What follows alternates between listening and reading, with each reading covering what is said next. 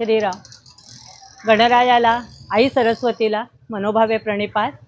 आणि पुण्यश्लोक दानशूर ज्यांचा प्रवास राजमाता ते लोकमाता, आणि राजमाता म्हणताना सुद्धा आधी सामान्य स्तरावरनं त्या राजमाता झाल्यात आणि त्यानंतर लोकमातेकडे जो प्रवास झालेला आहे, सर्वार्थाने जी प्रजेची आई झालेली आहे, तर त्या अहिल्यादेवींना प्रणिपात. आणि त्याच वेळेला अहिल्यादेवींची प्रतिमा डोळ्यापुढे आणा, हातात शिवलिंग आहेत, त्या शिवभक्त.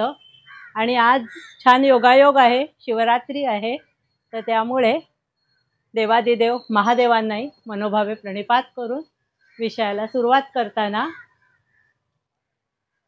करतानाही आधी एक वाक्य सांगावं असं वाटतंय की मी पार्ल्याहून आली आहे आणि आपणही धाकधुकीनेच आलात, कारण काळे मेघ आकाशात आहेत, लक्ष ढगांकडे आहे, पण तरीही त्या ढगांना पाऊस नाहीच पडणाऱ्या विश्वासाने आपण सगळे स्थानापन्न झालोय. तर अहिल्यादेवींच्या चरित्रात सुद्धा एवढं लोकविलक्षण आहे की एवढी दुःखांवरती दुःख आली, आणि मोठ्या लोकांची दुःखही खूप मोठी असतात, येणारी संकट, पण त्या सगळ्यांवर मात करून शिवशंकराप्रती पूर्ण श्रद्धा.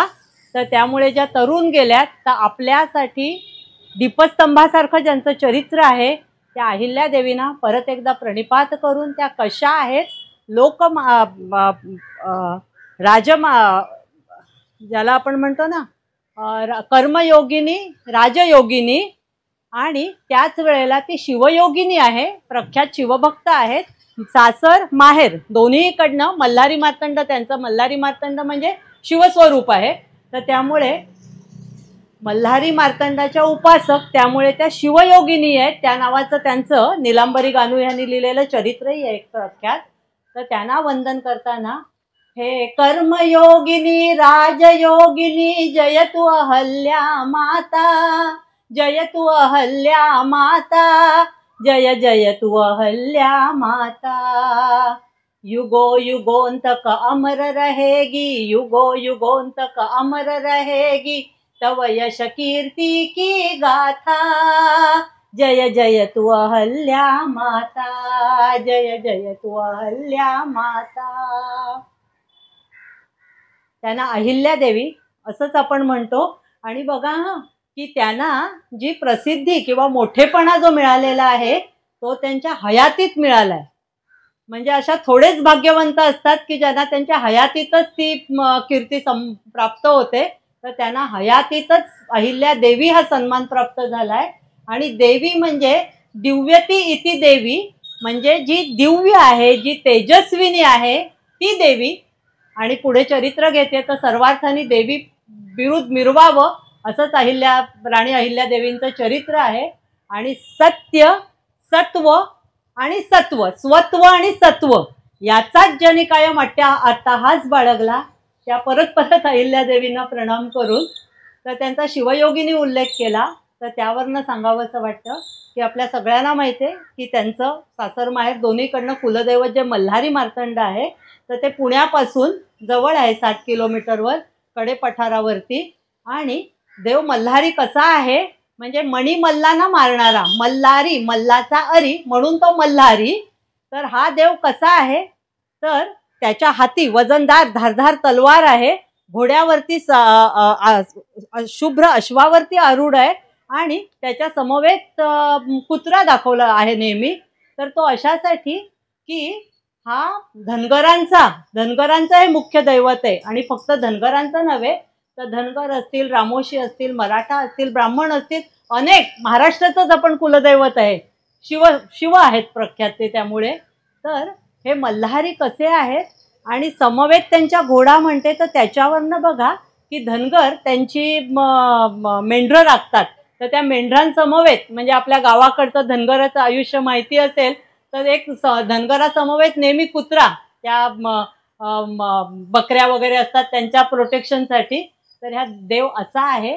आणि काशी विश्वेश्वर कसा, तो काळ मार्तंड आहे, तसा हा मल्हारी मार्तंड आहे. आणि म्हणून आपण सगळेजण जाऊन आलो असू तिथे. तर प्रार्थना तेव्हा जी आपण चंपाषष्ठीला नवकोट म्हणजे पायऱ्या चढतो आणि जेजुरीला जातो, तेव्हा की मल्हारी वारी मोतियानी द्यावी भरून, नाहीतर देवा देवा मी जातो दुरून.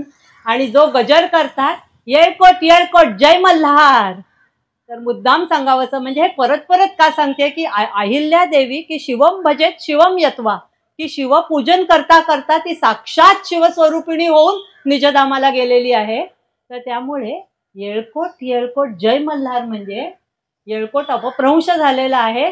येळ म्हणजे इळा म्हणजे पृथ्वी आणि कोट म्हणजे संपूर्ण. म्हणजे आपण दिवाळीतल्या पाडव्याला जो देवीच्या पुढे जो अन्नकूट जो करतो तो कोट म्हणजे संपूर्ण अशा अर्थाने की इळा म्हणजे पृथ्वी, ही पृथ्वी अन्नधान्य सगळ्यांनी संपूर्ण असावी म्हणजे सुखी समाधानी असावी. तर आज आपण हीच प्रार्थना करूया की सुखी समाधानी म्हणतानाच सुरक्षित असावी, की आपला देश आज जर सर्वार्थाने आपण पुढे पुढे जातोय, आपल्या खूप सुधारणा होत आहेत, आपण सुखी आहोत, श्रीमंत होत आहोत, पण तेव्हाच जर आपण सुरक्षित नसू, सगळ्या ज्या घटना मागच्या दिवसातल्या आहेत सगळ्यांना सगळं माहिती आहे, काही भाष्य करायला नकोय, जर आपण सुरक्षित राहिलो नाही तर सगळं फुकट आहे, पोल आहे. त्यामुळे मल्हारी मार्तंडाकडे परत प्रार्थना येळकोट येळकोट करताना की देवा आम्ही लढू पण आम्हाला बळ दे. म्हणून शिवाजी महाराजांची पण हर हर महादेव, शक्तीचं दैवत आहे शिवशक्ती. आज शिवरात्री आहे, परत चांगला योग आहे. तर नमस्कार करून अहिल्यादेवीच्या चरित्रात सुद्धा बघा त्या शिवभक्त असल्यामुळे एक मनोज्ञ योगायोग की त्या त्यांच्या चौंडी गावातनं लहानशा गावातनं लग्न होऊन जेव्हा इंदोरला गेल्या, म्हणजे मध्य प्रदेश माळवा प्रांत, आणि तिथे कशी ती भूमी कशी आहे, नर्मदा परिक्रमा आपण बऱ्याच जणांनी केली असेल की नर्मदा ही शिवपुत्री आहे आणि तो सगळाच प्रदेश म्हणजे मंडलेश्वर काय महाकाल वगैरे जी स्थानं आहेत ती सगळी प्रख्यात शिवस्थानं आहेत. म्हणून आपण म्हणतो ना नर्मदा कंकर सबही शंकर, ती शिवकन्याच आहे नर्मदा नदी जी वाहणारी. तर त्याच पवित्र मुलखामध्ये त्यांची देहाची अखेर झाली, कायम त्यांना शिवाचंच सान्निध्य लाभलाय.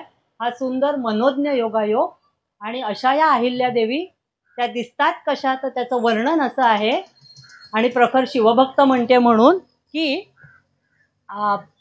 दिसायला मध्यम म्हणजे सावळा वर्ण, मध्यम उंची त्यांची, आणि हातात कायम शिवलिंग, आणि त्यातही विशेषतः त्या न्यायदानासाठी प्रख्यात आहेत. आणि न्यायदान सुद्धा कसं की त्वरित कोणीही यावं, म्हणजे त्यांच्याच भागातले नव्हेत आणि कुठकुठनं न्यायदानासाठी त्यांच्या इथे यायचे की ते त्वरित न्यायदान होईल. आपल्यासारखं नाही की पिढ्यानपिढ्या जात आहेत तरी ती आपली फाईल चाललेलीच आहे पुढे पुढे, आणि विनामूल्य न्यायदान. आणि न्यायदान करताना हाती शिवपिंडी की मी शिवाला स्मरून की माझ्या प्रत्येक कृत्याला, जर त्यांची आपण छत्री, इंदोरला जी छत्री आहे त्यांची राजघराण्याची, त्याच्यावर कोरलेलंच आहे त्यांचं वचन की माझ्या प्रत्येक कृतीला मी जबाबदार आहे आणि इथे माझ्या हातात सत्ता आहे, म्हणून जे जे कृत्य मी करेन तर त्या प्रत्येकाचा जाब मला वरती परमेश्वराला द्यायचा आहे. तेव्हा शिवरायांचा जसं हे राज्य व्हावे हे तो श्रींची इच्छा,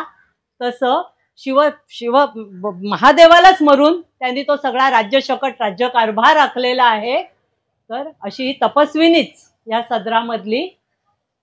तर त्यांच्या हातात शिवपिंडी आणि हे वर्णन केलं. तर त्याच्यावरनं त्यांच्या एका दासीनी आनंदीबाईंना, म्हणजे रघुनाथराव पेशवे राघोबा दादांच्या पत्नीला, जे आमची राणी कशी आहे ते जे वर्णन केलंय, आणि आनंदीबाई तर दिसायला सुस्वरूप वगैरे ते सगळं माहिती आहे आपल्याला, पण वर्णन करताना आपल्या अहिल्या देवीचं राणीचं असं केलं आहे त्यांनी की अहिल्या राणी देवी तशा त्यांना रंगरूप असं नाही, आणि त्या कायम सफेद शुभ्र वस्त्रच धारण करतात, पण त्यांच्या चेहऱ्यावर तेज असं आहे की त्यांच्या पुढे जो कोणी येईल तर त्यांना बघून तो नतमस्तक झाल्याशिवाय राहणार नाही, असंच वर्णन आहे. तर त्या पुण्यश्लोक अहिल्या देवींना म्हणजे हे त्यांना बघून नतमस्तक झाल्याशिवाय राहणार नाही म्हटलं, म्हणून एक वाक्य सांगावंसं वाटतं की जेव्हा जनक राजाच्या दरबारात अष्टावक्र मुनी गेले, जनकाचे ते गुरु नाही आहेत, गुरु याज्ञवल्क मुनी आहेत, पण जी अष्टावक्र गीता त्यांनी जनकाला सांगितली तेव्हा त्यातलं पहिलंच वाक्य हे आहे, कारण अष्टावक्र म्हणजे दिसायला ते 8 ठिकाणी वाकलेले, पण त्यांनी हेच सांगितलं की देव परमात्मा आकृती नाही कृती बघतो. तर त्यामुळे आणि आपल्या इथे चोख्यानी पण हेच सांगितलंय ना की काय बुललासी वरलिया रंगा. तर तेव्हा त्या पुण्यश्लोक अहिल्यादेवींना परत नमस्कार करून त्या कशा आहेत, जिने संतती मानिले स्वप्रजेला, दिल्या सौख्य सोयी उभ्या भारताला. जरी दुःखिता, हे महत्वाचं आहे, जरी दुःखिता तृप्ती देई दुजाला, नमस्कार माझा अहिल्या सतीला. तर जिने संतती मानिले स्वप्रजेला म्हणजे फक्त त्यांचा जो माळवा प्रांत आहे, आपला जो भाग आहे तेवढीच फक्त आपली प्रजा आणि तेवढ्यापुरतीच मी प्रजा वत्सल असं धोरण न राहता सगळ्यांप्रती अवघा भारत माझा आहे. म्हणजे इथे धर्म राष्ट्र, देव धर्म राष्ट्र ह्याला समर्पित असं यांचं चरित्र आहे. तर जिने संतती मानिले स्वप्रजेला आणि दिल्या सौख्य सोयी, की पुढे त्यांनी काय काय भारत देशासाठी करून ठेवलंय, फक्त माळव्यासाठी नाही अवघ्या भारतासाठी. आणि जरी दुःखिता, की एवढी दुःख त्यांच्या आयुष्यात आली पण तृप्ती देई दुजाला. यावरनं लोकमान्य म्हणजे स्वतः दुःखी असून दुसऱ्याला आनंद देणं किंवा आपलं दुःख लपवणं, बाहेर त्याचं प्रदर्शन न मांडणं, त्यावरनं टिळकांच्या चरित्रात एक वाक्य आहे, टिळकांच्या काय सगळ्याच थोरा मोठ्यांची चरित्र वाचा, की थोर माणसं सहसा आपलं दुःख कष्ट जे असतील बोलून दाखवत नाहीत. आपल्यासाठी किती बोधप्रद आहे, साध्या साध्या गोष्टी अडचणी आल्या तरी आपण किती आकांतांडव, किती 10 जणांना काय काय सांगत बसतो, अरे अरे मला काय प्रॉब्लेम हे ते वगैरे. पण थोरांनी तर किती सोसलेलं असतं. म्हणून दीपस्तंभ आहेत, थोडं तरी कुठेतरी उन्नयन व्हावं, शिकावं हा बोध घेऊन. तर अशा ह्या अहिल्यादेवी यांचा जन्म कुठला, तर नगर जिल्हा हा पूर्वी याचं काय नाव होतं ह्या जिल्ह्याचं, अहमदनगर. कारण मलिक अहमद निजामशहा हे निजामाचं मोठं ठाणं, तर निजामाचं ठाणं म्हणून, आणि मलिक अहमद त्यामुळे अहमदनगर. पण आता याचं नाव अहमदनगर नाही तर अहिल्यानगर आहे. तर तिथला जामखेड तालुका, आणि आपण याचा उल्लेख परत परत करायला हवा. बरीच नावं बदलली गेलेली आहेत आता, संभाजीनगर वगैरे, धाराशिव. तर आपण परत परत नुसतं नगरही नाही म्हणायचं, अभिमानाने अहिल्यानगर म्हणायचं. तर तिथलं चौंढी जे छोटं गाव, त्यामुळे अहिल्यादेवीने ज्या अनेक शिवस्थानांचा जो जीर्णोद्धार केला त्या चौंढीचंही स्थान आहे, कारण त्यांचं ते माहेरचं ठिकाण आहे. आणि माझं हे कालच एके ठिकाणी प्रवचन होतं, तर ते झाल्यावर एक जण म्हणाले, अहो मी संगमनेरचा आहे, तर अजून तिथे त्यांचा तो राजवाडा म्हणजे वाडा, मोठं घर वगैरे आहे का? म्हटलं हो आहे. आता हे ठिकठिकाणी आपण YouTube त्याच्यावर बघतो, तर यावर्षी खूप 300व जन्मवर्ष म्हणून खूप कार्यक्रम झालेत. तर म्हणाले हो का, मी संगमनेरचाच आहे, मी आता कधी गेलो की तिकडे जाऊन येईन म्हणून. तर खरंच आपल्या जवळच्या भागामध्ये जेवढ्या मोठ्या मोठ्या या गोष्टी असतात आपण सतर्कतेने जाणून घ्यायला हव्यात. त्यांना खूप आनंद झाला. तर तिकडचा त्यांचा जन्म. आणि परत ऐका की त्यांचा जन्म कधीचा, तर 13 ऑगस्टला गेल्या, 31 मे 1725. आणि त्यामुळे 1725 2025 आता 31 मेला ती 300व जे जन्मवर्ष साजरं करतोय त्याची सांगता होईल. आणि निर्वाण कधी झालं, 70 वर्षाचं आयुष्य मिळालं 13 ऑगस्ट 1795. आणि त्या दिवशी तिथी कोणती होती, तर श्रावण अमावस्या. आपण म्हणू बापरे अमावस्या म्हणजे वाईट तिथी, पण अहो श्रावण अमावस्या त्या दिवशी मातृदिन आपण साजरा करतो. आणि मातृदिन म्हणजे 64 योगिनींचं पूजन. आणि त्या योगिनी म्हणजे थेट त्या पार्वती स्वरूपिणी आहेत. तर त्या योगिनी ह्या मातृस्वरूपिणी असल्यामुळे त्याला मातृदिन. आपल्याकडे जे इंग्लिश स्टाईल प्रमाणे आता मदर्स डे जसा होऊन गेला, तर तसा हा नव्हे. न ऋण जन्म देते फिटे, अखंडच आईचं स्मरण, आई वडिलांचा ध्यान नतमस्तक व्हायचं आहे. पण मातृदिन म्हणजे त्या 64 योगिनींचं पूजन म्हणून तो मातृदिन. आणि अहिल्यादेवींची पुण्यतिथी ही श्रावण अमावस्या म्हणजे मातृदिनाच्या दिवशी असावी. हा केवढा मनोज्ञ योगायोग आहे. आता पुढे जाऊन की आई वडील त्यांचे वडिलांचं अहिल्या माणकोजी शिंदे आणि आईचं नाव आता विसरले मी. तर अहिल्या माणकोजी शिंदे आणि बहुतेक सुशीलाबाई बहुतेक. तर आई वडील कसे होते, ते गावचे पाटील होते आणि धनगर आणि शेती व्यवसाय त्यांचा आणि मोठा त्यांचा वाडा. पाटीलच होते गावचे. आणि सुशीला आईचं नाव. आणि ह्यांनी 300 वर्षापूर्वी बघा, तेव्हा तर मुली शिकत नव्हत्या. म्हणजे आपल्या सावित्रीबाई फुल्यांपासून रेग्युलर शाळेत जायला लागल्या. पण क्वचित एकेका वेळेला घरामध्ये कोणी कोणी शिकवायचं गुरुजी वगैरे ठेवून. तर हे वडील सुधारक विचारांचे होते आणि त्यामुळे मोठ्या भाग्याने ज्याचा अहिल्यादेवींना पुढे खूप उपयोग झाला. त्यांना बेसिक का होईना लिहिता वाचता येत होतं आणि आध्यात्मिक विचारधारेच्या होत्या. तर त्यामुळे त्यांना पोथी वाचन म्हणजे शिवपुराण हे ते वाचनाची खूप आवड होती. पण वडिलांनी त्यांना नुसतं लिहा वाचायला नाही शिकवलं, तर घोड्यावर बसणं किंवा भालाफेक पोहणं वगैरे. आणि म्हणून अहिल्यादेवींनी पुढच्या काळामध्ये स्त्रिया सक्षम व्हाव्यात, स्त्रियांचं सबलीकरण ह्यासाठी जे विशेष प्रयत्न केलेत, त्यांचं योगदान राहिलंय. त्याची जी पूर्वपीठिका किंवा पहिलं श्रेय आहे ते त्यांच्या वडिलांना जातं त्यांना घडवण्यामध्ये. आणि आई वडील दोघंही सश्रद्ध होते. त्यामुळे या पण सश्रद्ध वातावरणात लहानाच्या मोठ्या झाल्या. पण इथे फरक आहे की श्रद्धा असणं वेगळं, म्हणजे श्रद्धा निश्चित असावी, कशावरही असावी. कोणाची शिवाजीराजांप्रती असेल, कोणाची अहिल्यादेवी, देवावरच असं नव्हे, कुठल्याही मोठ्या ह्याच्यावरती तत्वावर श्रद्धा असावी. पण श्रद्धा वेगळी आणि देवभोळेपणा वेगळा. म्हणजे श्रद्धेने माणूस सशक्त होतो, बळकट होतो, सकारात्मक, आनंदी. इथेच जर देवभोळेपणा म्हणजे कसं, भीती आहे मनात की अरे मी असं केलं तर असं होईल, मला नवस, माझे कुलाचार हे ते वगैरे.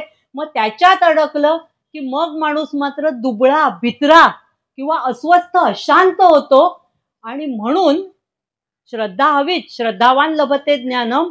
पण देवभोळेपणामुळे म्हणजे देवावरती जी आपली भक्ती आहे ती भीतीपोटी नव्हे तर प्रीतीपोटी असावी. देव कोपेल वगैरे तसं नव्हे, तर प्रेमाने प्रीतीपोटी, भीतीपोटी देवावरती भक्ती नको.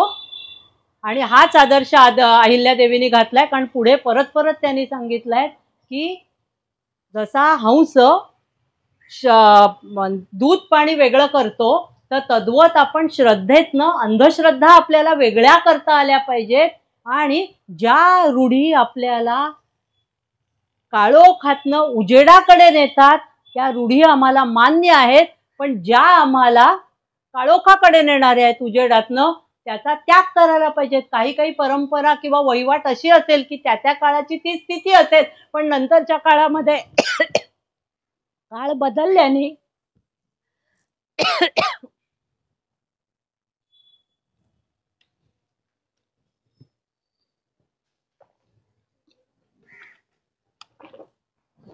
तर ते असो. पण त्या श्रद्धाळू झाल्या तरी अंधश्रद्धेला कुठेही थारा नाही. उलट त्यांनी म्हटलेलं आहे की एक वेळ माणूस अश्रद्ध असला तरी परवडला, पण अंधश्रद्धाळू नसावा. इतकंच देवभोळेपणाच्या निमित्ताने सांगावंसं वाटलं. पुढे जाऊन त्यांचा या महत्त्वाच्या तारखा बघा. 1725, कारण नंतर माझा सिक्वेन्स चुकेल म्हणून. 1725 जन्म, 1733 8व्या वर्षी लग्न झालं मल्हारराव होळकरांचा मुलगा खंडेराव त्याच्याशी. 1733 त्याच्यानंतर 1754ला पती गेले. त्याच्यानंतर 1761 14 जानेवारी 1761 पानिपत, दुर्दैवी फार मोठा, म्हणजे मराठाच झुंजला आणि खूप मोठी विदारक हानी झाली, ज्याचं खूप मोठं शल्य. होळकर घराणं त्या पानिपतच्या युद्धात थेट सहभाग नाहीये त्यांचा, पण खूप मोठं शल्य ते मल्हाररावांच्या जिवारी लागलेलं आहे. पण 1761 पानिपत, 1766ला मल्हारराव, की त्यांच्या मागे जे कर्तबगार सासरे त्यांना घडवण्यात आहेत सर्वथा, तर ते सासरे गेलेले आहेत. आणि 1766 1772ला माधवराव पेशवे गेले, कारण पेशव्यांप्रती पूर्ण यांची शेवटपर्यंत श्रद्धा राहिली आहे.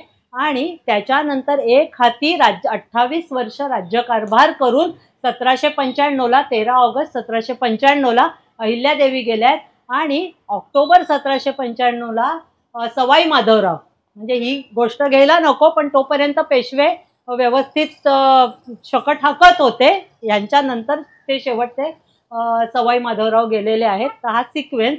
तर असं झालं, या 8 वर्षाची लहान मुलगी आणि शिवभक्त. तर नेहमीप्रमाणे आईबरोबर ती सगळ्या मैत्रिणी त्यांच्या आया, तर गावाबाहेर शिवमंदिर, त्या शिवमंदिरामध्ये येऊन मग ह्या मैत्रिणी मुली छोट्या अशा खेळायच्या. आपण वाळू म्हणतो पण माती, म्हणजे नदी किनारी. आणि त्यांचा आवडता छंद, कारण शिवभक्ती एवढी जाज्वल्य त्यांची, की त्या मातीचीच, ओल्या मातीची शिवपिंडी करायची, त्याची पूजन, काही म्हणत असतील ओम नमः शिवायचा जप, आणि मग परत विसर्जन. तर असा त्यांचा खेळ चाललेला होता आणि मग त्या खेळायच्या मैत्रिणींबरोबर.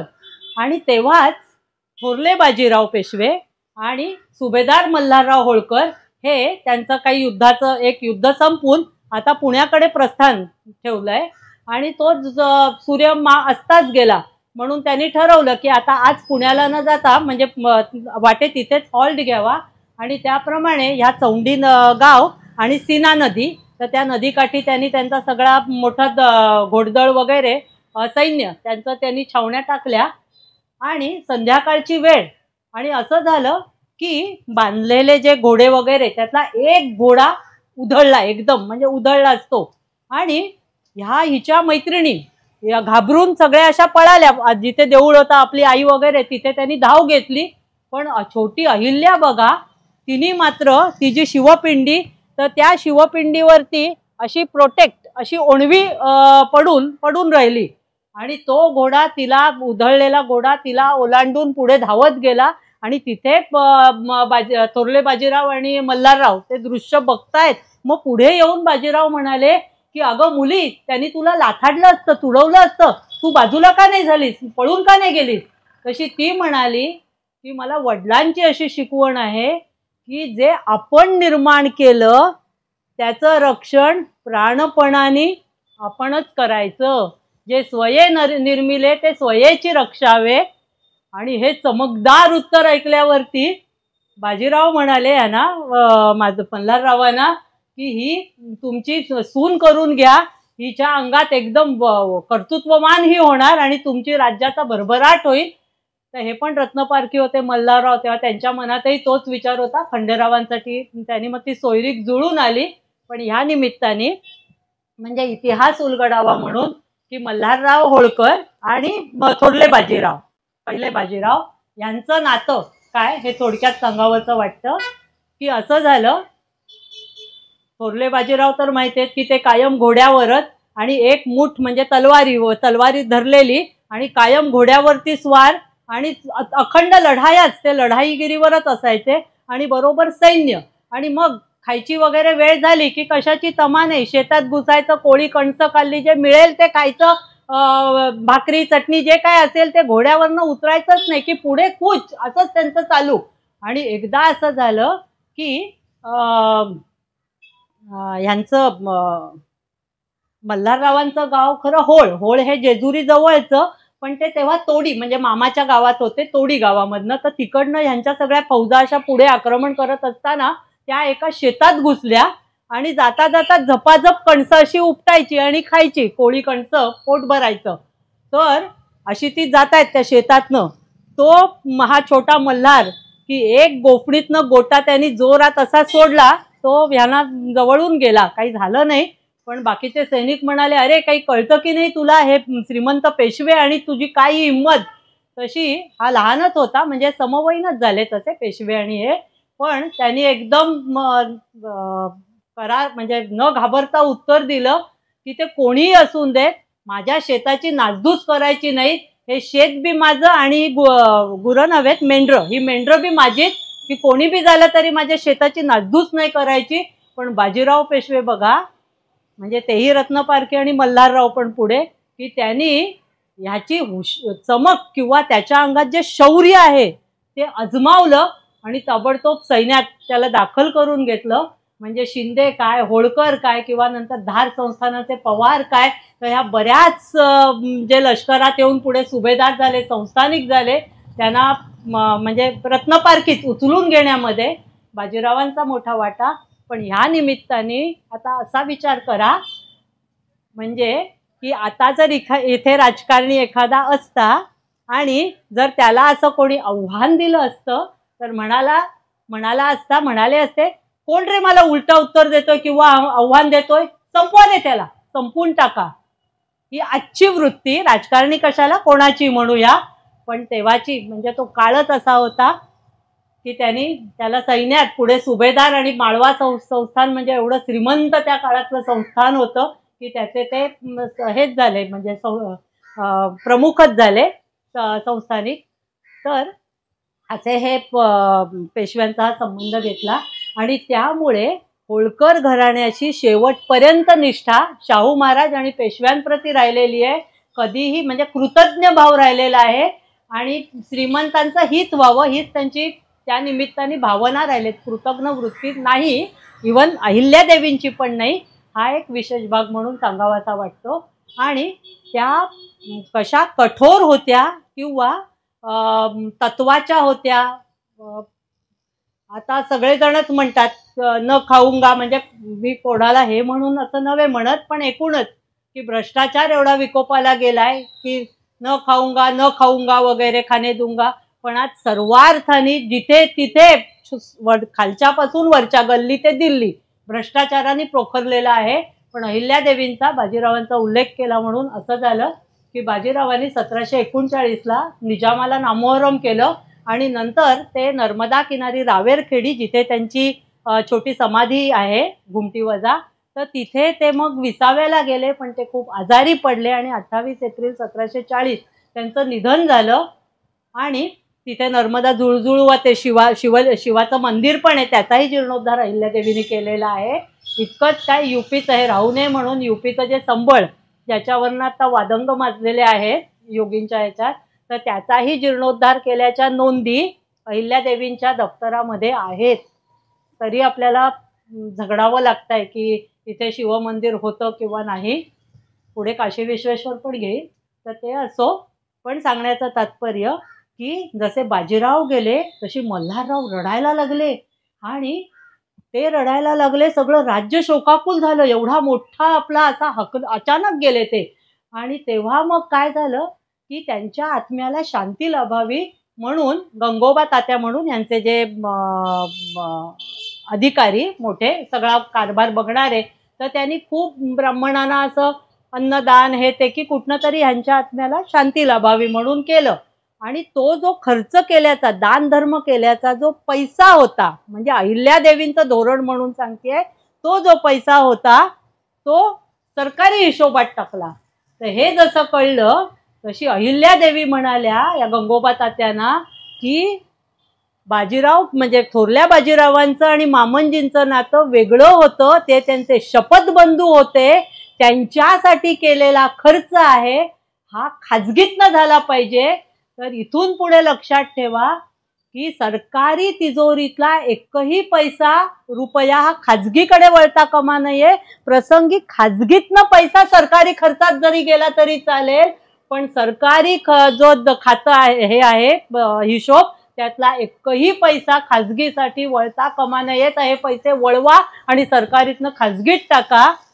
तर अशी ही राजकारण निपुण आणि सात्विक उत्कृष्ट ज्यांनी राज्यकारण केलं.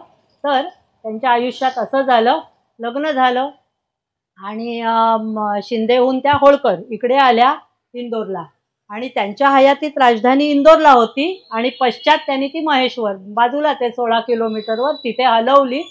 पण असं झालं की आपले पती, त्यांचे पती खंडेराव हे काही ऐशारामात दंग आहेत, अधिक काही भाष्य नको, पण पित्याचा जो वकूफ आहे त्याचा काही अंशच आपल्या नवऱ्यात उतरला नाहीये हे त्यांच्या लक्षात आलं आणि त्या खूप दुःखी झाल्या. म्हणजे त्यांनी सासऱ्यांना विचारलं, पण लक्षात घ्या की आपण नेहमी म्हणतो ना, behind every successful man there is a woman.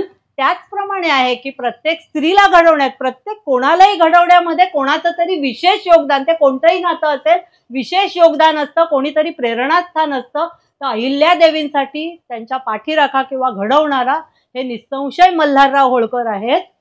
आणि मल्हाररावांना आपल्या सुनेचं खूप कौतुक होतं. त्यांच्या हयातीतच त्यांनी राज्यकारभार अहिल्यादेवींच्या हाती दिला होता आणि त्यांना भरपूर आपल्या सुनेच्या कर्तबगारीचं कौतुक होतं. वेळोवेळी ते त्यांनी केलंय. तर त्यांनी मी आता प्रसंग काय घेत होते, आपला पती हे असा आहे लक्षात आलं. तर त्यांनी सासऱ्यांना विचारलं.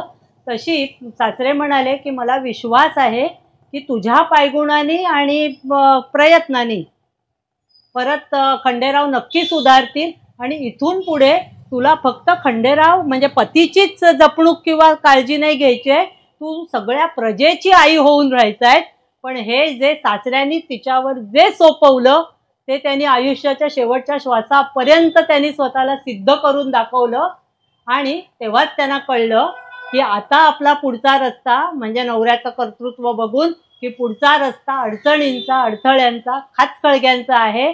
पण रस्ता असो कोणताही काटेरी वा फुलांचा, निश्चय असावा मनी सतत पुढे जाण्याचा. त्या खचल्या नाहीत, कारण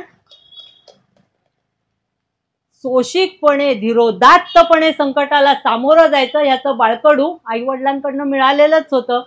आणि मग असं झालं, त्यांच्या प्रयत्नांनी नशीब चांगलं होतं, नवरा खरंच सुधारला आणि नंतर त्यांना मालोजी आणि मुक्ता 2 मुलंही झाली आणि आता वाटलं छान आता आपला संसार मार्गी लागणार. असं म्हणतानाच असं झालं की राजपुतांशी लढताना कुंभेरच्या लढाईमध्ये तोफेचा गोळा लागून पती लहान वयातच 28व्या वर्षी पती गेले त्यांचे आणि त्या एवढ्या दुःखी झाल्या. आणि मल्हारराव तसंच त्यांची पत्नी गौतमा म्हणजे यांची सासू यांची पण ह्या लाडक्या होत्या. तर तेव्हा मात्र सती जाण्यापासून सासऱ्यांनी त्यांना परावृत्त केलं आणि म्हणजे ह्यांनी समाज सुधारणा केल्या पण त्यांना घडवण्यात सासऱ्यांचा पहिला हात आहे. आणि तिथून पुढे अहिल्यादेवींनी नंतरच्या काळात की स्त्रिया हे सती जाणं प्रकार थांबावा म्हणून खूप प्रयत्न केले. परत त्यांच्या लक्षात आलं, अरे लहान वयात लग्न होतं, काळ किती 300 वर्ष मागे मुलीचं लग्न लहान वयात होतं, तिला घडण्यासाठी काही संधीच मिळत नाही, चूल मूल रांदावाडा उष्टी कर्कटी. तर त्यामुळे त्यांनी लग्नाचं वय वाढावं म्हणून खूप प्रयत्न केले, कायदे केले. म्हणजे आज ज्याला आपण संविधान म्हणतो, तर वेळ आल्यावरती एकच कायदा कायम राहू शकत नाही, परिस्थितीनुरूप काही बदल आवश्यक होतात. तर वेळोवेळी वेळ आली तेव्हा त्यांचं ज्याला संविधान म्हणावं याच्यातही त्यांनी बदल केलेत की कायदा केला आणि लग्नाचं वय वाढावं म्हणून प्रयत्न केला. आणि आधी केले मगच सांगितले. त्यांचं लग्न 8व्या वर्षी झालं, पण त्यांच्या मुलीचं लग्न मुक्ताबाईंचं लग्न हे 18व्या वर्षी झालं. म्हणजे त्या काळाच्या मानाने ती मोठी सुधारणाच होती. आणि मग त्यांच्या लक्षात आलं की स्त्रियांनी शिकायला पाहिजे, कारण ह्यांना लिहिता वाचता येत होतं, शिक्षण घ्यायला पाहिजे. त्या व्यतिरिक्त त्यांनी सशस्त्र म्हणजे सशस्त्र असावं किंवा कुठून तरी सक्षम काहीतरी. आपल्याला काळ बिकट होता काय बिकट आहे, कायमच बिकट आपल्यासाठी, की कुठेतरी आपण स्वसंरक्षण सिद्ध असावं म्हणून स्त्रियांना सैन्यात दाखल व्हा, थोडं तरी सैनिकी मिलिटरी शिक्षण आवश्यक आहे. त्यांचं इतिहासात एक नोंद आहे की तेव्हाच्या त्या विधवा काही होत्या, कुमारी होत्या, यांना सैन्य शिक्षण घेऊन यांची स्त्रियांची 5000ची फौज होती आणि प्रसंगी त्या स्वतः घोड्यावर बसून चिलखत घालून तलवार हाती घेऊन त्या सगळ्या आपल्या ह्या महिला सैनिकांबरोबर युद्धाला गेल्याची इतिहासात दैदिप्यमान नोंद आहे. आणि स्त्रियांचं सबलीकरण म्हणते तर त्याच्यावरनं की माझ्या मामे सासूबाई आता त्या गेल्या वर्षी गेल्या, पण त्या दादरला पोर्तुगीज चर्च जवळ आता गेल्या वर्षी गेल्या, त्या पोर्तुगीज चर्च जवळ राहायच्या. तर तिथे सावरकरांच्या ह्याच्यामध्ये त्या तयार झालेल्या. त्यामुळे तेव्हा मुलींना लाठीकाठी आणि इतकंच काय की त्यांच्याकडे तेव्हा होता त्यांच्या अमेरिकन नातवानी ते नेलं आता सगळं की वज्रमूठ, जांबिया वगैरे आणि पण 1-2 अशी काहीतरी वाघनखं तर त्यांच्याकडे होती. पण तेव्हा राजा जागता राहा, तेव्हा काय, आजही काळ कठीण आहे, संघटित राहा, जातीपातीच्या बाहेर ये आणि एकजूट टिकवून राहा आणि सगळ्यांनाच सशक्त होणं गरजेचं आहे. तर त्यावरनं पुरुषाला थोडं नैसर्गिकच स्वसंरक्षण आहे, म्हणजे बाई स्वतःला सिद्ध करू शकते पण शारीरिक दौर्बल्य राहतच. तर त्यामुळे स्त्रियांना कराटे, आणि पुरुषांना पराठे. पण कराटे येत आहेत म्हणून ते घरी नवऱ्यावर आणि सासूवरती प्रयोग नको त्याचं शक्तीचं प्रदर्शन. पण काळाची गरज आहे की कुठेतरी एकजूट टिकवायला हवी आपण, आणि न घाबरता, म्हणजे आधी आपणच जर घाबरून गेलो तर ते एकपट संकट आहे ते 10 पट व्हायला वेळ नाही लागणार. आणि म्हणून कुटुंबात संवाद हवा. बराच तो मोठा विषय आहे अगदी, पण ते अहिल्यादेवींनी स्त्री सक्षमीकरण, कारण स्त्री सक्षम तर कुटुंब सक्षम यासाठी जीवापाड प्रयत्न केले, कायदे केले, आणि मग त्यामुळे त्यांनी दारूबंदी केला, हुंडाबंदीचा कायदा, किंवा जंगलतोडीला विरोध केला. त्या पर्यावरणाविषयी खूप जागरूक होत्या. म्हणजे तसं त्यांनी काही, मी अगदी पर्यावरण तज्ज्ञ आहे किंवा पर्यावरण रक्षक आहे असा डांगोरा नाही पिटवला, पण त्यांची प्रत्येक कृती अशी आहे की पक्ष्यांना धान्याचे दाणे, जळाचरांना ह्याचे कणकेचे गोळे वगैरे, किंवा त्यांनी वनराया आणि प्राण्यांसाठी संरक्षित क्षेत्राची जी पहिली योजना आहे ती अहिल्यादेवींनी राबवली आहे. तर देवराई किंवा वनराई म्हणते तेव्हा, तर देवराई हा शब्दच किती गोड आहे बघा. देवराई म्हणजे की असा एक छोटा हे संरक्षित भाग की तो कोणत्या तरी देवाच्या नावाने आरक्षित, ते देवाचं, म्हणजे तिकडची झाडं तर सोडाच, त्यातल्या पाना फुलावरती आपला अधिकार नाही, ते सगळं देवाचं. म्हणजे आपोआप त्या भागात एक जंगल किंवा असा छान हिरवा पट्टा तयार होणार ना. तर एक त्यांच्या चरित्रातलं मोठं हे म्हणजे विस्तृत घेता आलं नाही तरी, की त्या पर्यावरणाप्रती खूप सजग होत्या. त्याचा त्यांनी डांगोरा नाही पिटवला, पण त्यांची प्रत्येक कृतीच एवढी बोलकी होती की त्यांचा पर्यावरणाप्रती त्या किती जागरूक आहेत ते त्यांच्या सगळ्या उक्तीतनं दिसतं. तर तेव्हाचा काळ असा होता की जे विवेकानंदांनी नंतर अभ्यासून लिहिलंय की समान मानव माना तिजला, तिची वंचना करू नका, दासी म्हणून पिटू नका, देवी म्हणून पूजू नका. ती दासी पण नाही, तिला देवी पण देऊ नका, ती तुमच्या आमच्यासारखी म्हणजे पुरुषासारखी हाडामासाची बाई म्हणजे हे आहे, देव, मानव देव आहे, एवढंच लक्षात ठेवा. पण याचं पहिलं धाडसी आणि उत्तम पाऊल अहिल्यादेवींनी सासऱ्यांच्या प्रेरणेने टाकलेलं आहे. आणि पुढे जाऊन थोडक्यातच पुढे जावं लागतंय. त्यांना लिहिता वाचता येत होतं, तर त्यांचं स्वतःचं उत्तम ग्रंथसंग्रहालय होतं. आता इमॅजिन करा, ग्रंथसंग्रहालय म्हणजे आपण कल्पनाच नाही करू शकणार. 300 वर्ष मागे जाऊन काय परिस्थिती असेल.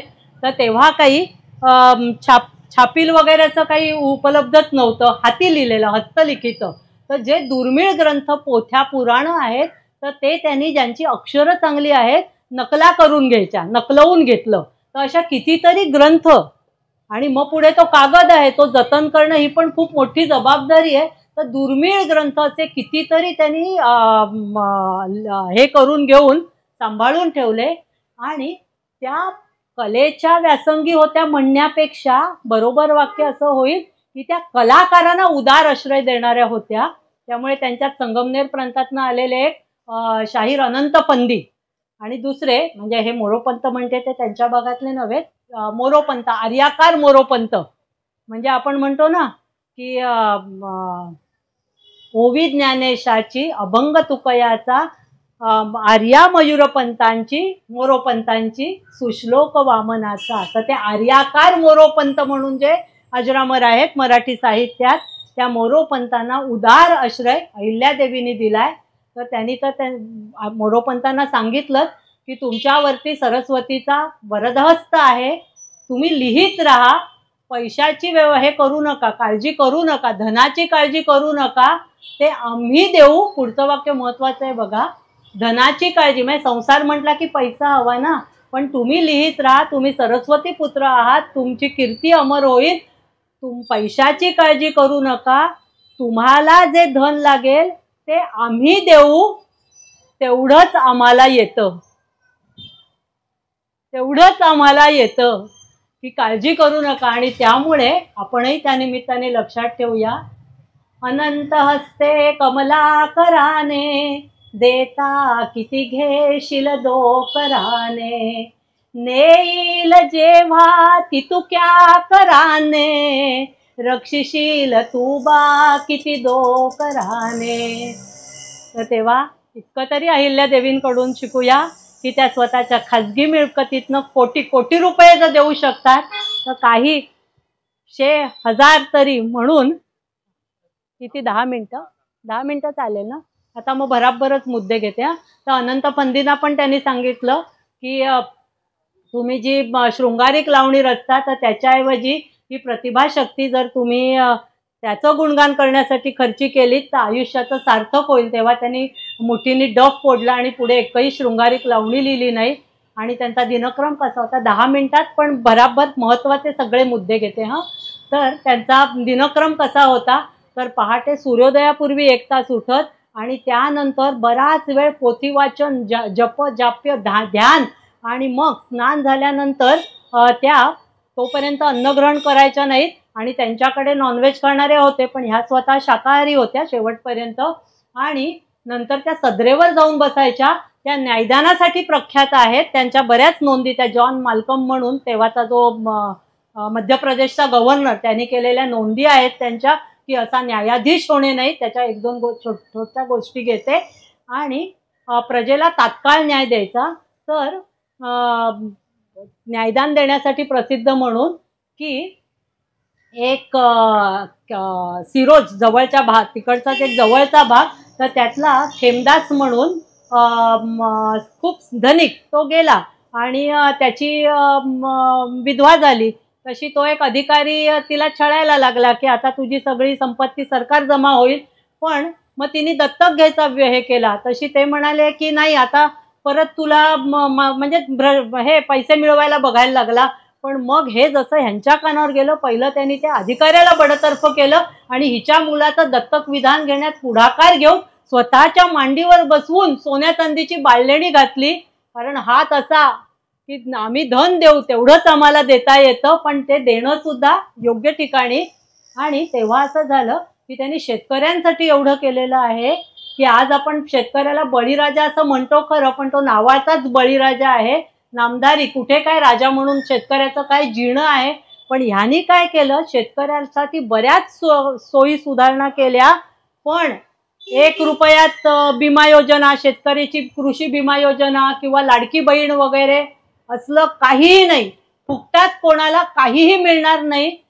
त्यांच्या काळात सर्वार्थाने रामराज्य होतं. अहो रामराज्य म्हणजे काय तर उत्तम दळणवळण इन्फ्रास्ट्रक्चर आहे संरक्षित. त्यांच्या काळात त्यांच्या बाजूला कुठे युद्धच झालं नाही. एकदाच राघोबा दादा पेशवे आले. तो भाग घेते लगेच. दादा 10 मिनिटं तरी द्याल ना कारण एवढं मोठं चरित्र आहे. तर शेतकऱ्यांसाठी त्यांनी जे कायदे केले ते की जर का पावसाने ओढ घेतली पण आता आपण जी गावतळी वगैरे ज्या योजना शेतकऱ्यांसाठी राबवतोय ना त्याचं पहिलं हे बीज त्यांनी पेरलेलं आहे. त्यामुळे 28 वर्षात भारतात काय त्यांच्या काळात दुष्काळ आला नसेल, मध्य प्रदेशात आला नसेल पण सुजलाम सुफलाम प्रजेला सुखी करीन आणि सुखी समृद्ध करताना सुरक्षित ठेवीन. सुरक्षित हे वाक्य परत परत अंडरलाईन करायला पाहिजे. जर मी सुरक्षितच नसेल तर काय माझ्या सुख आणि पैशाला मी धरून बसायचं आहे. तर त्या शेतकऱ्यांना तेव्हा शेतसारा माफ किंवा कमी व्याजामध्ये कर्ज वगैरे पण फुकटात वगैरे काही योजना नाही. आणि तेव्हा त्यांच्या इथे कारण चंबळचं खोरं फुल्लनदेवी वगैरे आणि गब्बर सिंग सगळं आपल्याला त्या गोष्टी माहिती आहेत. आजही धाक आहे. पण त्या खोऱ्यातनं काय व्हायचं की हे सगळे पेंढारी आणि लुटेरे आणि व्यापार मोठा वाढला कारण शेती वाढली. त्यामुळे काय व्यापार उदीम वाढला आणि त्यांनी मग लोकांना रोजगार मिळावा. महेश्वर हे त्यांनी वस्त्रांचं सेंटर बनवलं म्हणून महेश्वरी साड्या आजही ज्या जगभरात प्रसिद्ध झाल्या त्या. आणि ठिकठिकाणच्या लोहार, सुतार, वैद्य, कारागीर अशांना इथे उदार आश्रय दिला. आमच्याकडे वस्तीला या, आमच्या लोकांना शिकवा. कुशल रोजगार योजना राबवल्या. अरे लोक म्हणतील आम्ही दारू सोडू हे सोडू पण आमच्या हाताला काम पाहिजे ना, पैसा हवा. मग रोजगार मिळण्यासाठी त्यांनी त्या कुशल रोजगार योजना वापरल्या की ह्या लोहारांनी सुतारांनी ह्या माझ्या 50 लोकांना हे करावं, शिकवावं, हात त्यांचे कामाला लागावेत. म्हणजे एवढी दूरदृष्टी असलेली धोरणी स्त्री होती की त्या डाकूंमुळे काय झालं ते यात्रेकरूंना मारत आणि तसंच जे व्यापारी येणारे ते हे जंगल ओलांडून यावं, व्यापार रोडावला इकडचा. आणि मग त्यांनी काय केलं डाकूंचा बिमोड करण्यासाठी त्यांनी त्यांच्या दरबारात हे केलं की जो कोणी यांचा बिमोड करेल त्यांना शस्त्र खाली ठेवून शरणागत माझ्या म्हणजे यायला लावेत त्यांच्याशी माझ्या मुलीचं लग्न लावून देईल. तर तेव्हा यशवंतराव फणसे म्हणून धाडसी सेनापती म्हणजे ते सरदार घराण्यातले, तर त्यांनी तो विडा उचलला आणि सशस्त्र सेना ते घेऊन गेले आणि बरेच म्हणजे कित्येकांना खात्मात झाला असेल, पण शेवटी मग ते वटणीवर आलं. शस्त्र खाली ठेवले. अरे शस्त्र खाली ठेवले तरी पोटाची सोय लावीन म्हणाल्या. मग त्यांनी गावातल्या ज्या राहिलेल्या सगळ्या जमिनी होत्या, काही पडीक असतील काही अशाच, त्या सगळ्या त्यांना दिल्या. शेती करा, उद्योग करा, मी पैसा देते, भांडवल पुरवते, पण हे सोडा. आणि मग त्या यशवंतराव फणसेशी आपल्या मुलीचं लग्न लावून दिलं. तर नंतरच्या काळात जेव्हा मल्हारराव होळकर गेले तर तेव्हा गंगोबा तात्यांनी सांगितलं की रघुनाथरावांना, माधवराव नाही म्हणाले असं काही करू नका, पण हे 25,000ची फौज घेऊन आले, क्षिप्रा नदी किनारी आले युद्ध करायला, की ही एक विधवा स्त्री आहे, ही काय राज्य, आणि सधन हा प्रांत एकदम. तर मग हा जसा निरोप आला तर तशी त्यांनी विचार केला, युद्ध तर करायचं, की त्या लढवय्या घराण्यातनं आलेल्या आहेत, खरा जो क्षत्रिय आहे तो युद्धाला पाठ दाखवत नाही, भ्याडपणाचं लक्षण आहे, पण होता होई तो प्रयत्न करूया. म्हणून पत्र लिहिलं त्यांनी राघोबा दादांना की मी एक स्त्री आहे, माझ्याशी युद्ध करून तुम्ही जर जिंकलात तर लोक काय म्हणणार, काय एका विधवा स्त्रीशी युद्ध करून त्यात काय एवढं मोठं, पण जर लढाईत हरलात, एका स्त्रीने तुम्हाला हरवलं तर अरे अटके पार झेंडे फडकवणारे तुम्ही राघोबा दादा, तुमची जगात काय नाचक्की शितू होईल याचा विचार करा. आणि म्हणजे हा प्रयत्न होता की साप हे काठी पण मोडणार नाही आणि साप पण मारला जाईल, पण तो बाण अचूक लागला. मग ते मखलाशी करून नाही मी तुमचं सात्वन करायला आलो, सासरे गेलेत म्हणून मग मात्र त्यांनी एकदम बडदास्त त्यांची उत्तम राखली. पण सांगण्याचं तात्पर्य म्हणजे इथे महत्वाचं एक वाक्य सांगायचं आहे की जर त्या पत्रांनी किंवा चर्चेनी जर राघोबा दादा वळले नसते तर शेवटी युद्धाचा त्यांची फौज तयार होतीच ना. की त्यांच्या पश्चात यशवंतराव होळकर गादीवर बसले आणि त्यांचे सेनापती कोण, यांचा चुलत भाऊच आहे मल्हारराव होळकरांचा. तर त्या सरदार चुलत म्हणजे ते सेनापती, त्यांच्याशी त्यांनी त्यांच्याशी सल्ला मसलत करून जर युद्ध टाळणार नव्हत्याच त्या, पण एक प्रयत्न करूया, पत्रांनी काही काम होत आहे का, पण त्यावरनं राहवत नाही. म्हणून तरी परत सांगते की कुठेतरी जे आता झालंय ना पेहलगामला आणि पुढे ते ऑपरेशन सिंदूर वगैरे, ते असं काही सगळं असं ना हृदयातनंच आपल्या रक्त वाहत आहे, म्हणजे अश्रू कोसळतायत अशी स्थिती झाली आहे. कारण शत्रूला वटणीवर आणण्यासाठी युद्ध हाच अंतिम पर्याय आहे. आणि जसं कृष्ण पण रणछोडदास आहे, एक वेळेला कालियवनचा हे चुकवायला त्याची वेगळी स्ट्रॅटेजी होती तेव्हा त्याची, पण युद्ध हा हे आहे. आणि वाटाघाटी करणं, पत्र वगैरे लिहून सामोपचाराचं धोरण ठेवणं हा अपवाद आहे, पण युद्ध हा नियम आहे आणि हा अपवाद आहे बाकीचा आहे तो. आणि अपवाद हा अपवादात्मकच व्हायला पाहिजे. जर दरवेळेला की चर्चा किंवा छोटंसं हे म्हणजे पुढचं काही राजकारण आणि तेवढे काही बारकावे आपल्याला कळत नाही, शहाणी माणसं शकट हाकतायत सगळा, पण जे काही झालं ते मात्र कधीही आपली म्हणजे जी जखम हृदयात झाली ती न भरून येणारी आहे. म्हणून इतका उहापोह करावासा वाटला.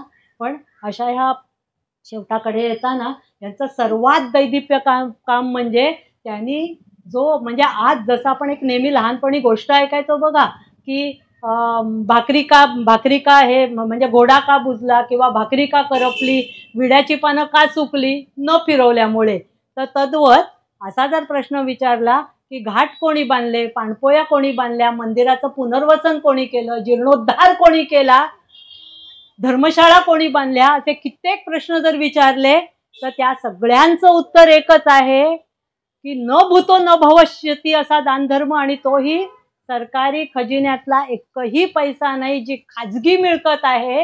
कारण जसं शिवरायांचं धोरण होतं हे राज्य व्हावे, हे तो श्रींची इच्छा किंवा राज्य सिंहासनाचा उपभोग शून्य स्वामी, तद्वत की हे शिवशंकराच्या साक्षीने मी हा शकट हाकत आहे, माझ्या प्रत्येक कृत्याचा जाब मला वरती द्यायचा आहे. तर त्यांनी कित्येक मंदिरं, त्यात आपली महाराष्ट्रातली म्हणजे सगळी ज्योतिर्लिंगच मुख्य, त्यातलं प्रामुख्याने की जे सोमनाथचं वेरावळ, तर ते तर खिलजीच्या याच्यामध्ये काही अंशच शिल्लक नाही. खलास.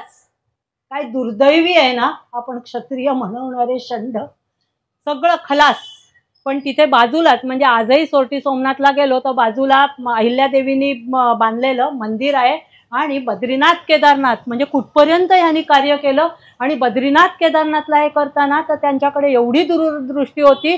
3000 फुटावरती दगडी आहे, केवढ्या उत्तम स्थितीत आत्तापर्यंत आहे ते, की अशा भिंती बांधा की कमीत कमी थंडी लागेल, तिथे 2 शाली द्या आणि प्रत्येक धर्मशाळेमध्ये तुळशी वृंदावन हवं, छोटं शिवालय हवं, अन्नदान व्हायला पाहिजे, विहीर पाहिजे आणि झाडं लावायची.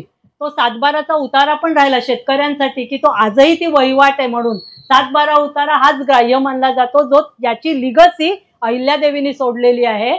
तर अशा प्रकारे आणि काशी विश्वेश्वर हे 6 वेळेला पडलं. शेवटचं औरंग्याने जे पाडलं ते 1780ला 110 वर्षांनी त्यांनी जीर्णोद्धार केलाय.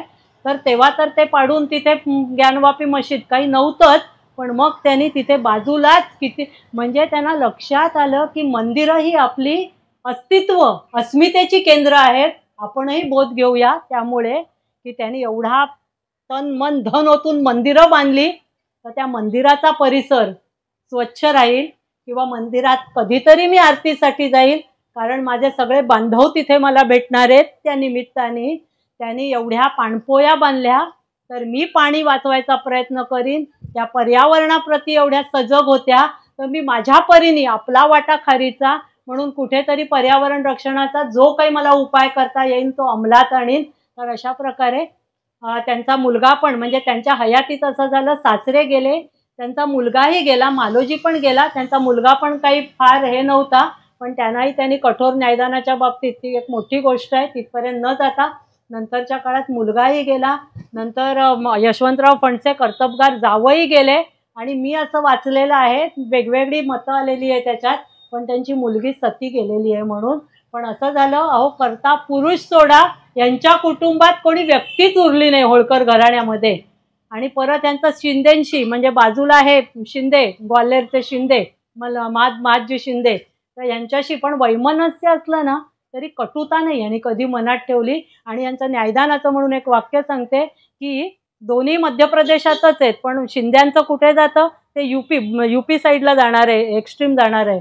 तर ह्याच्यामध्ये काही जमिनीवरनं वाद होते, ते शिंद्यांचं की होळकरांचं, पण न्यायदान एवढं त्या अचूक आणि उत्कृष्ट उत्तम करणार की प्रतिवादी म्हणजे शिंद्यांनी सुद्धा जज कोण असावं पंच, तर अहिल्यादेवीच हव्यात म्हणून आग्रह धरला, कारण त्या ज्या निकाल देतील तो बरोबरच देणार, अशी त्यांची दशदिशात ख्याती. तर अशा यांनी 28 वर्ष उत्तम राज्यकारभार करून याची देई याची डोळा त्या शिवतत्वामध्ये विलीन झालेले आहेत. तर खरोखर शतेषु जायते वीरः सहस्रेषु पंडितः वक्ता दशसहस्रेषु श्रोता हे दाता भवति वानवा, की कुठेतरी की त्यांचं एवढं उत्तम उत्कृष्ट कार्य आहे. आणि हे 300व जयंती वर्ष, तर त्यानिमित्ताने एक बीज कुठेतरी आपल्यातही अंकुरावं ही अहिल्यादेवींच्या चरणी प्रार्थना करून आणि स्वराज कट्टा मी खूप आभार मानते, कारण मला परत संधी देता. आणि तुम्ही श्रोते, वक्ता तो वक्ता नव्हे श्रोते विण, इथेच आपली रजा घेते. अहिल्यादेवींचा जय जयकार करूया. धन्यवाद.